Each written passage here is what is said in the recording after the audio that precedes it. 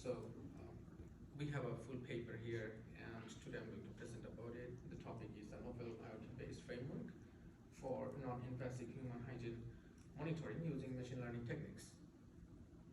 So this is my team. The first photo from the left is myself. I'm also pursuing a master's in software engineering.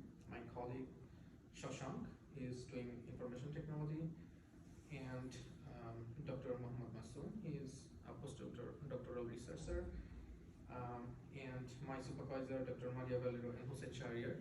We have also a collaborator from Marquette University, Dr. Sheikh Iqbal Ahmed. So in our paper, the key contribution is that we introduce a novel non-invasive framework for monitoring human hygiene. And the title already mentioned that it could be like non-intrusive vibration sensor and machine learning. And also we demonstrate the proposed framework by conducting experiment, and we compare the result for the accuracy with machine learning classifiers. So the paper should be like, I'll be talking about a little bit background and our motivation. We will also talk about the solution, and then we also discuss the system architecture, experiment, also research finding. Finally, we will draw the conclusion. So if I talk about little background, so the main motivation is that nowadays, according to different statistics, the elderly population, those aged over 60 years old or more, will be almost 12% or 20% more than in next 30 years, and those elderly population that we have have some sort of effect in because of aging issues. And those like one of them is like it called as accumulation of molecular and cellular damage over time. This statement is not mine.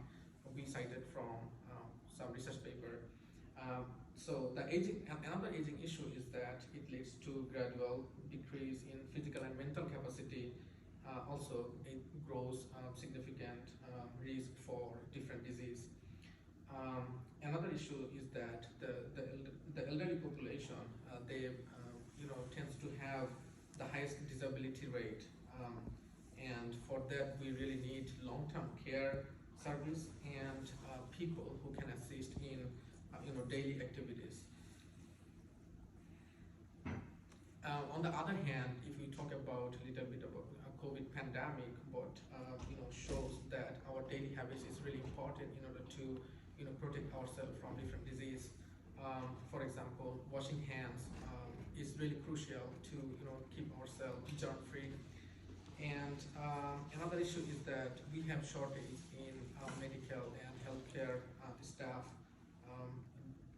It is maybe many reasons. One of them is like the patient is getting, the number of patient is getting rising, but the healthcare worker the number is not rising.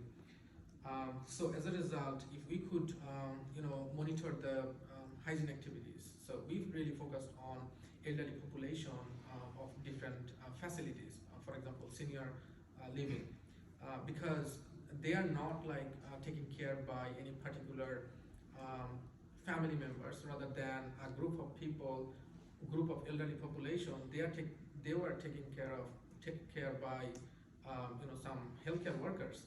So it's not possible to take care of them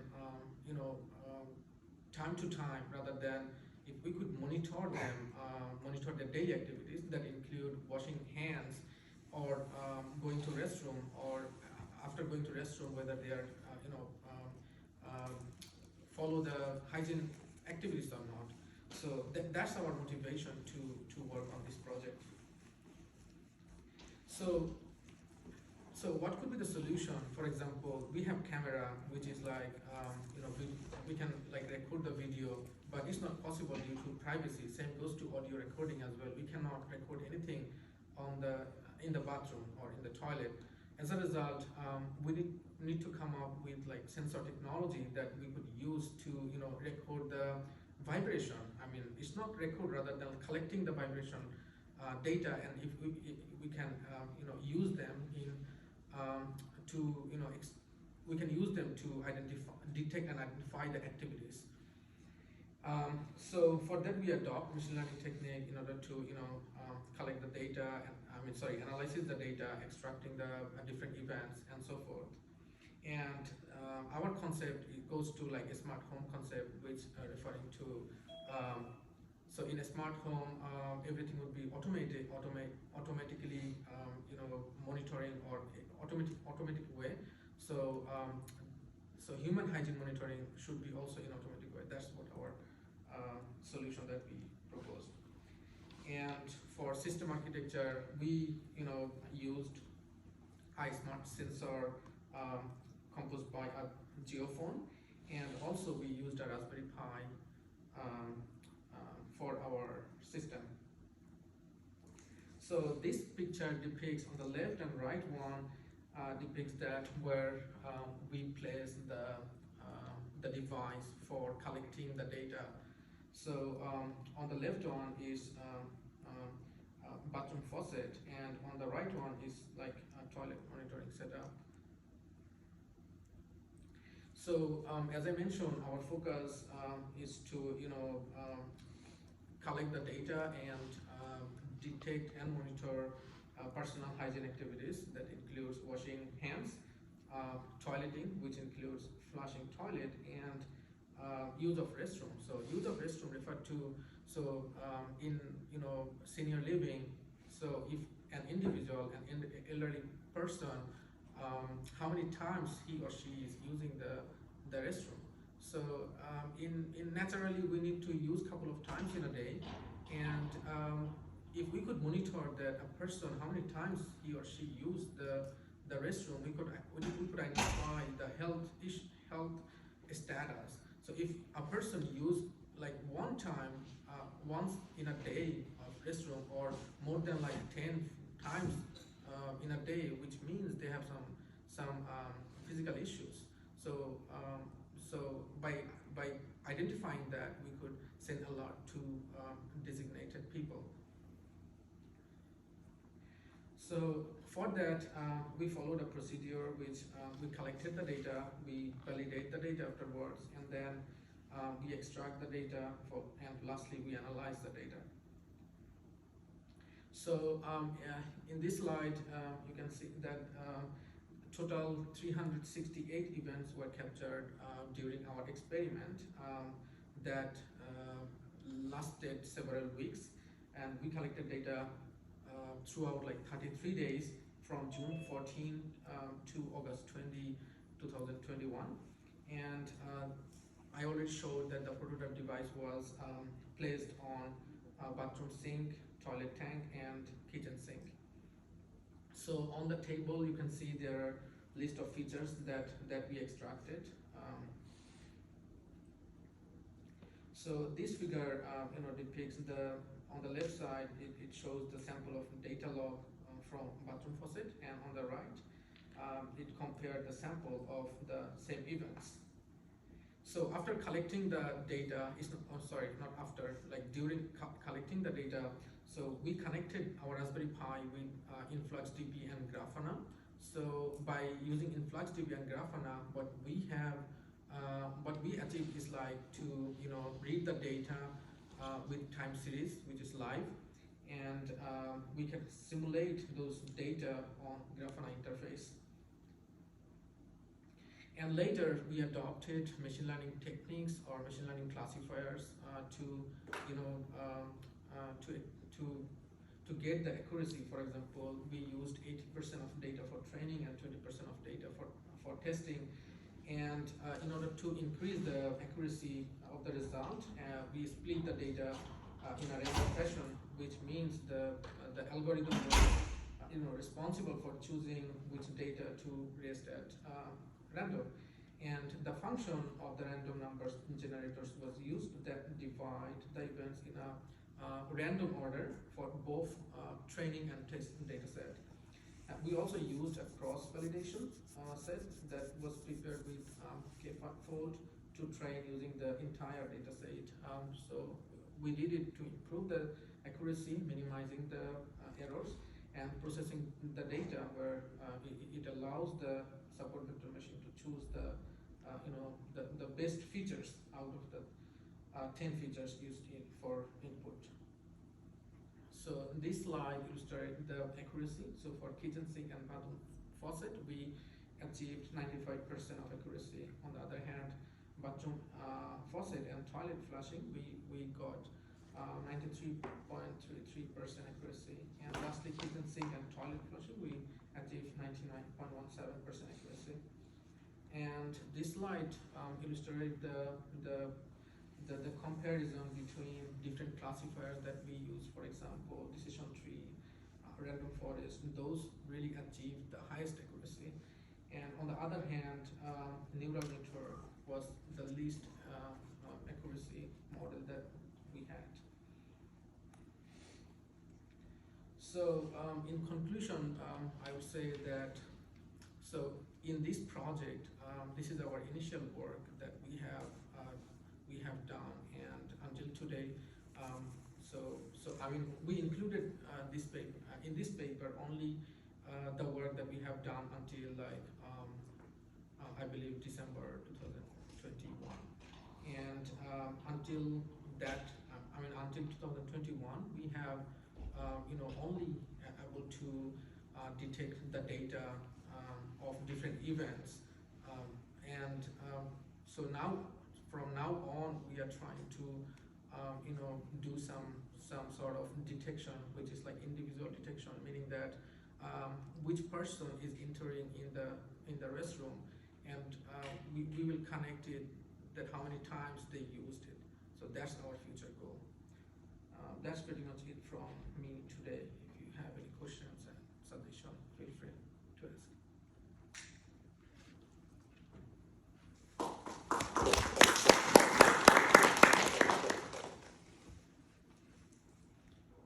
Did you consider other types of sensors?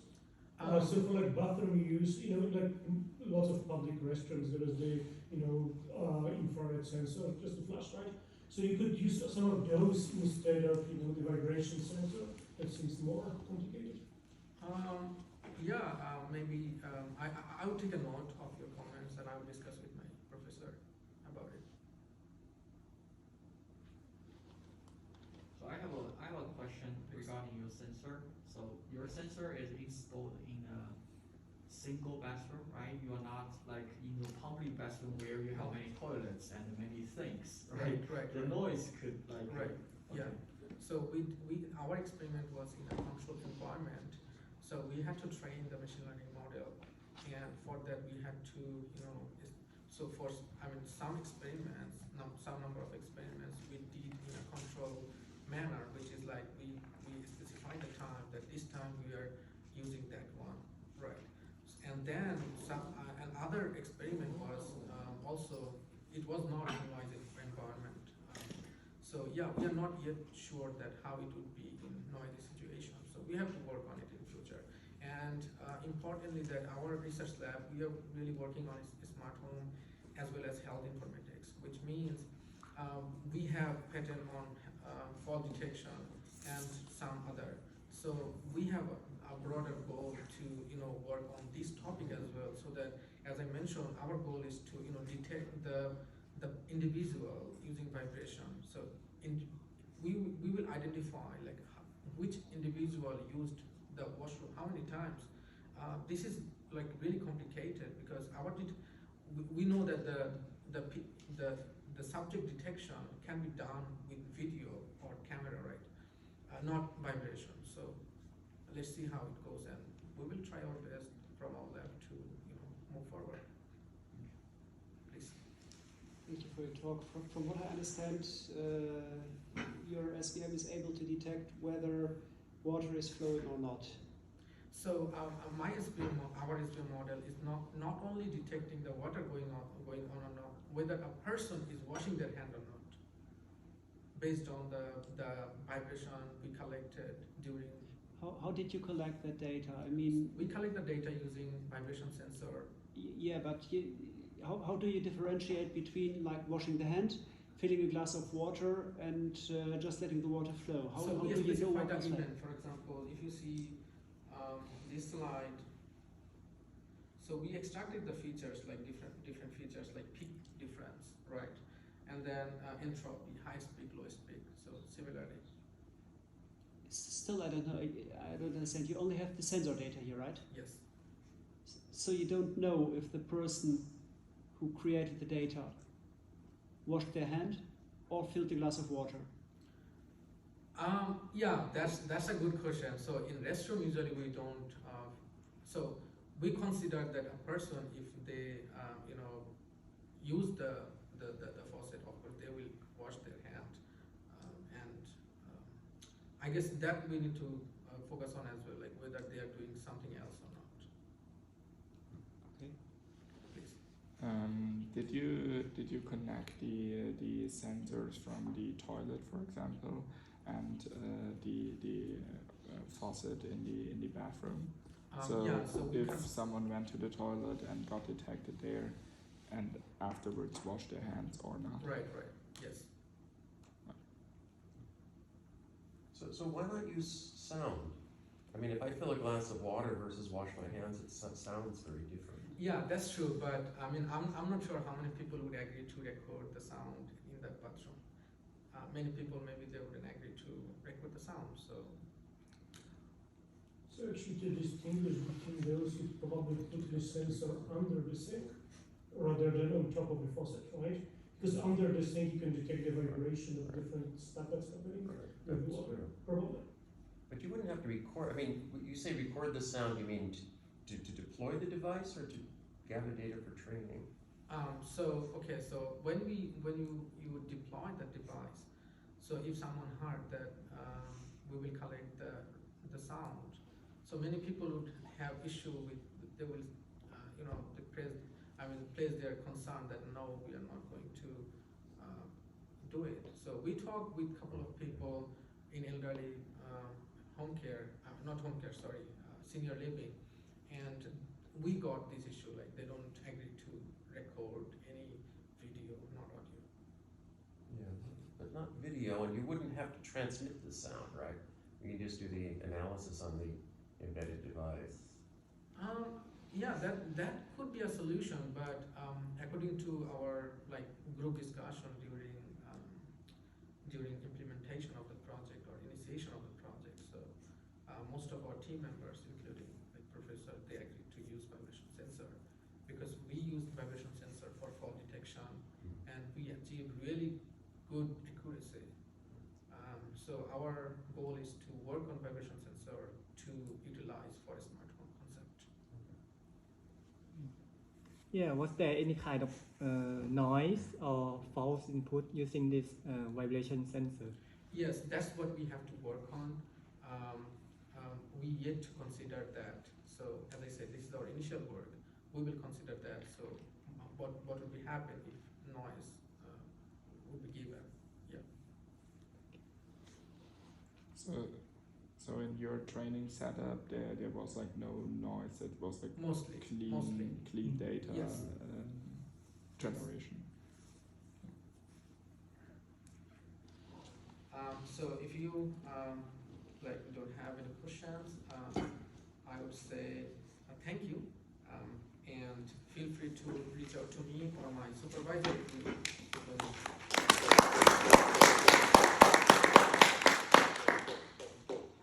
Thanks so much. I think that's today's session. Thanks so much for attending.